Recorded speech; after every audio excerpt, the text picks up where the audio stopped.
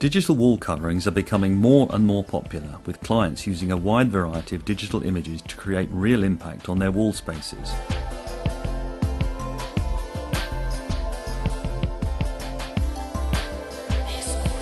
Correct installation of these images is crucial to the quality of the end result.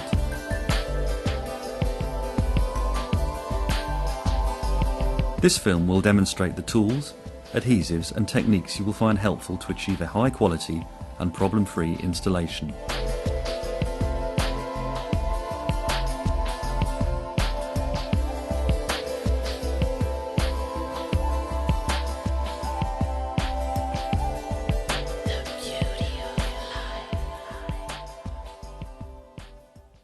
Before installing your digital image, you need to give careful consideration to ensure you have the correct adhesive, as this is key to the long-term bond of the image to the wall. The primer and adhesive system you choose will depend on the surface type you are hanging onto. Surface types fall into two categories: absorbent, for example bare plaster and uncoated plasterboards, and non-absorbent, for example solvent-based paints or laminates. All absorbent surfaces should be primed with a coat of Muramour primer. Muramour primer serves a variety of useful purposes. It will give you excellent slip and manoeuvrability, essential for easier matching the image at its joints. It will extend the open time of the adhesive, preventing premature drying and the need to repaste, and it will improve the quality of the final bond. Check the tub for the specific usage that relates to your wall surface. The choice of the correct adhesive will be determined by the surface type, so it is important that you correctly identify the nature of your wall surface. For most absorbent surfaces, such as bare plaster or plaster which has been painted with emulsion paint, you will need Muramour heavy adhesive. When hanging the digital image onto absorbent plasterboard, you will need Muramour Easy Strip adhesive. But when hanging onto non-absorbent surfaces such as sealed plasterboard, oil-based paints and laminates, you will need Muramour Sealed Surface adhesive. The adhesive should never be thinned, as diluting the adhesive will greatly reduce its bond strength. All the adhesives are a pre-mixed formulation. All that is required is to give the adhesive a good stir before use, which breaks up the adhesive and makes it easier to use. Apart from the obvious dust sheets and steps and anything else you judge necessary for a safe installation, you will need these other essential tools. Let's run through exactly what you will need. A roller with synthetic medium pile, which is ideal for an even application of the appropriate adhesive. A good quality brush for cutting in adhesive at the tops and bottoms of your drops, and a large scuttle or paste bucket is always useful. Plumbing and levelling devices to ensure the image is aligned accurately. Measuring tape, pencil and pins, essential for accurate plotting out of the image and for marking out and numbering the drops, together with 5 cm quilting pins to give you the correct overlap. Good quality decorator scissors for cutting drops and trimming. Good quality snap blade knife with plenty of spare blades for cutting the joints and trimming the image. Steel spatulas, one for denibbing and trimming and one used as a guard when pasting up. A hard plastic spatula for trimming and scribing. The specialist PTFE tipped spatula which you will use for laying down the product without damaging the print surface. A good quality seam roller which may help in laying joints flat, being careful not to overwork them. A plastic strip to protect the substrate when trimming joints. Basic surface preparation should be carried out before installation. Overlooking this will affect the quality of the finish achieved. Surfaces should be clean, smooth, dry in depth and in sound condition. Remove any contaminants such as dirt, grease, pen and polish by means of washing down with a detergent. Treat any mould growth with a fungicide. Holes, cracks and surface defects should be filled flush with a good quality filler. Rub down to key and smooth the surface. If you have any doubts as to your surface identification and preparation or the choice of the correct adhesive, please contact us directly.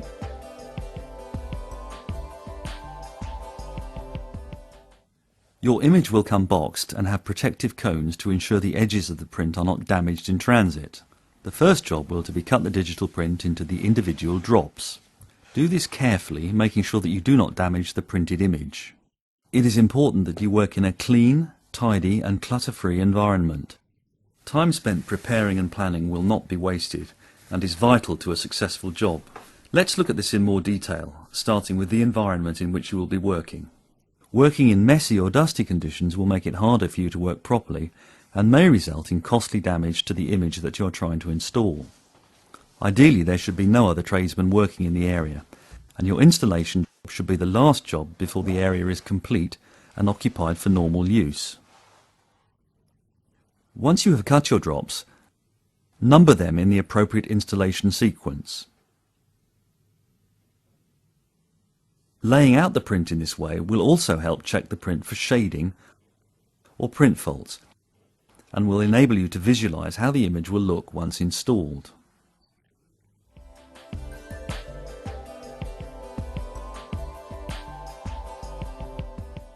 Once you've cut your drops, lay them out in sequence, in readiness for aligning the crop marks. Now is also a good moment to check for any obvious defects or problems. Now let's look at the correct techniques for the installation itself, starting with looking at and setting out the image. On the white borders of the print you will find crop marks which look like this. These crop marks should be lined up as shown, with the leader lines matching over one another, in order that you can gauge the full width of the print. For added security whilst laying out the print, you can use masking tape or staples on the white border areas to hold the image in place. This lining up of the crop marks is a very important part of the installation process, as it will assist you with your plotting out calculations. Therefore, care should be taken to align these match points as close as possible. You will need to repeat this process for each of your subsequent drops. Once you have done this matching and taping for the entire image, you will have an excellent appreciation of the entire job, but more importantly, as you will soon see, you will be able to calculate the overall dimensions of your image, enabling you to set out your image on the wall properly.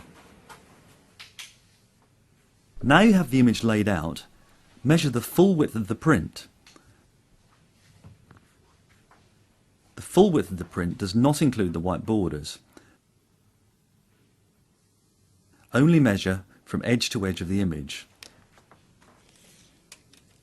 Make a note of this measurement. Once you have the width of the image, mark out where the middle of the print is, making a note of this measurement on the white border. Measure back from the centre mark we have just identified,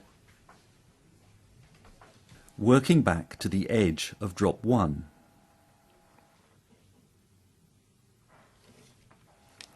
We will call this measurement A. This is an important measurement which will ensure that you have centred the image on the wall.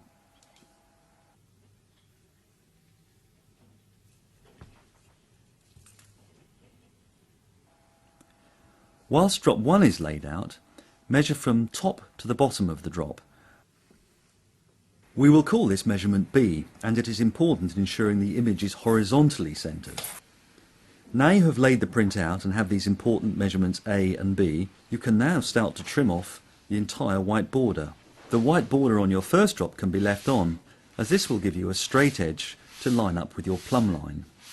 Once a drop is trimmed, you should number it using the soft lead pencil. When trimming off the white border, you can, if required, leave the bleed marks on, as these can sometimes help you achieve a match when the design on the image have few match points, for example a blue sky, or anything with plain blocks of colour.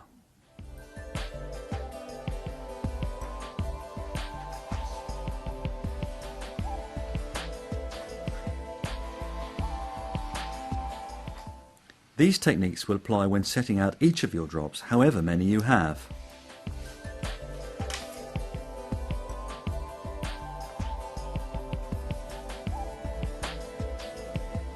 We will now need to look at setting out the wall. As we did with the image, measure the full width of the wall. Remember, measurement A was the distance from the centre of the image to the edge of drop 1. Using a soft lead pencil, mark the centre line of the wall.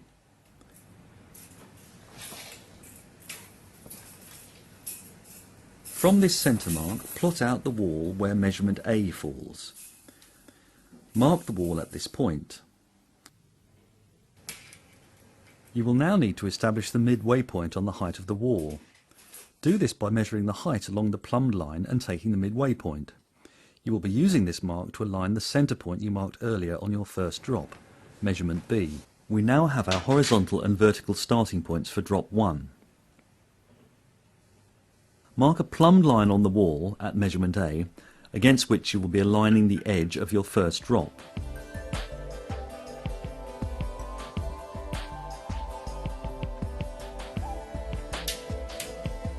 We now need to mark the wall with tram lines where our joints will fall. This will help you by giving a gauge when pasting up, but more importantly will prevent you from applying adhesive in the areas of the joints.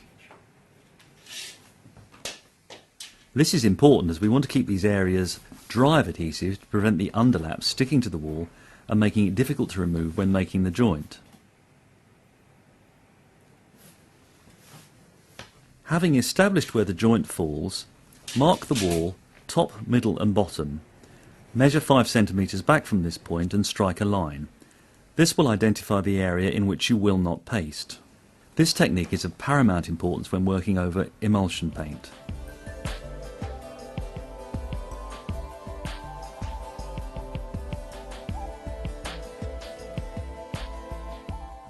Once the wall is plotted out, it should resemble this, with a vertical plumb line, your horizontal centre mark, and tram lines where the joints of the image will fall. You are now ready to paste the wall for your first drop. Paste up the wall with the adhesive appropriate to the surface you are installing onto. Use a guard to cut in the adhesive. This makes life easier with less cleaning down later. Paste up to and not beyond the first tram line. Taking drop 1, which has the white border, offer it into position by aligning its leading edge to the plumb line.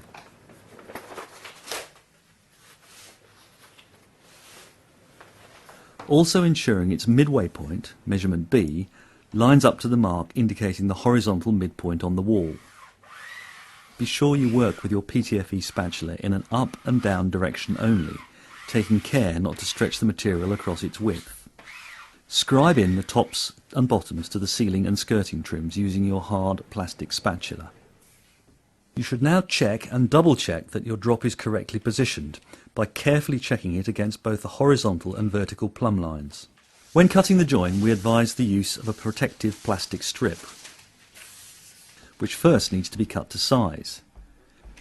This strip is positioned behind the joint and protects the wall from being damaged or scored when cutting your joint with the snap blade knife.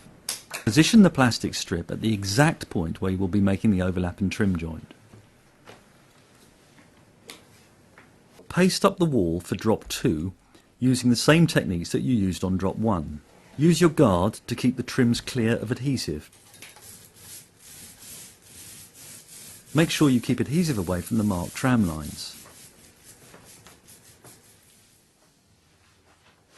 Now take your numbered drop 2 and offer it into position by matching the image to that of drop 1. You will find it useful to position drop 2 with a belly so that the whole drop is held on the wall, leaving you both hands free to manoeuvre the second drop into position and match it to that of drop 1.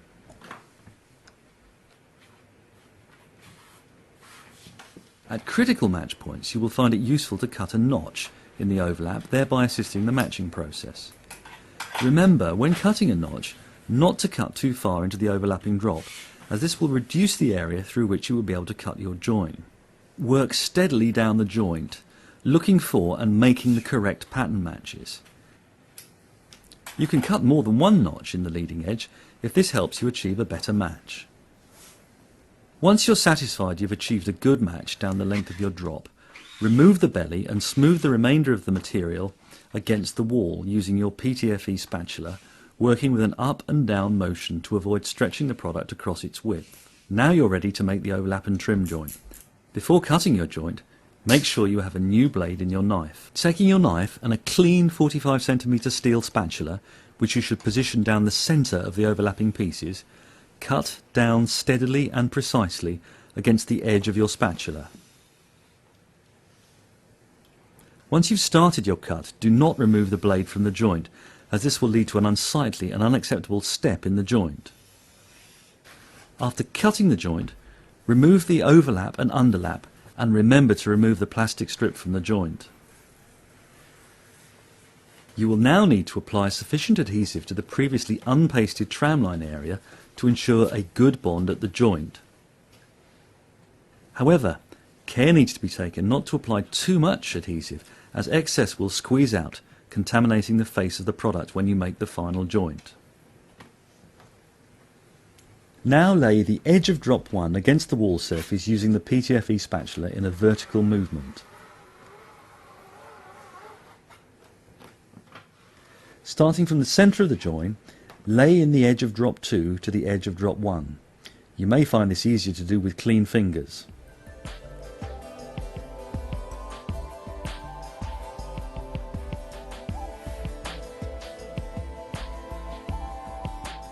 Once you have laid in the joint, smooth the joint down with your spatula.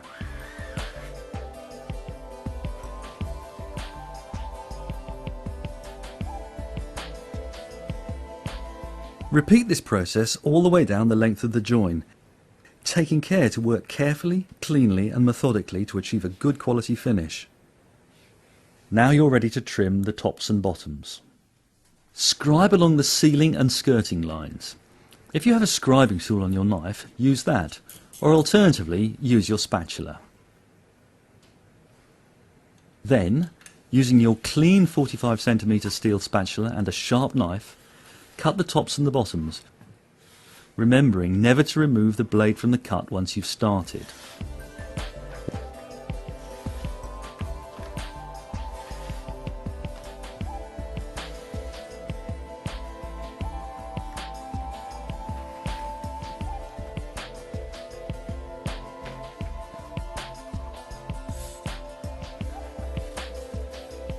Once the trimming is complete, you can then clean down your trims. And for best results, use your spatula to shield the face of the image while sponging carefully. You're now ready to move on to applying drop 3. Having pasted up drop 3 in the same way as for drops 1 and 2, again remembering to keep adhesive away from the marked tram lines, you are now ready to apply drop 3. Apply your numbered drop 3 to the pasted wall, offering it into position by matching the image to that of drop 2. Again, position drop 3 with a belly so that it is held on the wall, leaving you free with both hands to manoeuvre the third drop into position.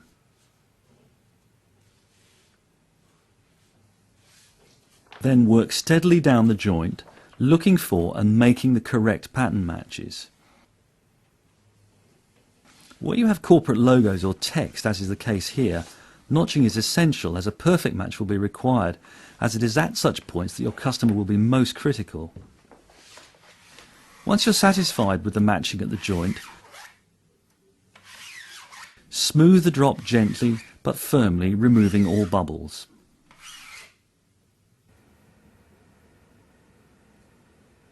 Before cutting your joint, position your plastic strip behind drop 2's edge. With a new blade in your knife and a clean 45cm spatula, position the steel spatula down the centre of the overlapping pieces and cut steadily and precisely down against the edge of the spatula in the centre of the joint. Always remember that once you've started your cut, do not remove the blade from the joint. Cut steadily and precisely down against the edge of your spatula in the centre of the joint, remembering not to remove the blade at any time. After cutting the joint, remove the overlap, the underlap and your plastic strip from the joint. Site hygiene is important to maintain, so keep yourself and your tools free from adhesive contamination at all times, thereby keeping the image free from adhesive. Now lay the edge of drop 2 against the wall surface using the PTFE spatula in a vertical movement.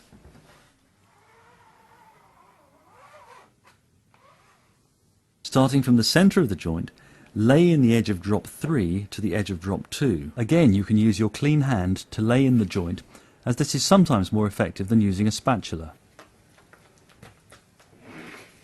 The process and techniques for applying the remaining drops are the same as we have worked through to get to this point. Let's just go through the key learning points. Ensure you have a clean, tidy site, ideally with no other trades working with you. Have the right tools and equipment for the job. Prepare the wall surface properly. Correctly identify the wall surface and select the appropriate adhesive system. Cut and set out your drops carefully. Mark out the wall, measuring precisely. Use notching to achieve a good match, especially where you have a critical match point, for example, text or logos. Use spatulas correctly, smoothing up and down only to avoid stretching the product. Always use a plastic strip to protect your substrate. Use a new blade for each cut. Keep product clean and free from adhesives at all times.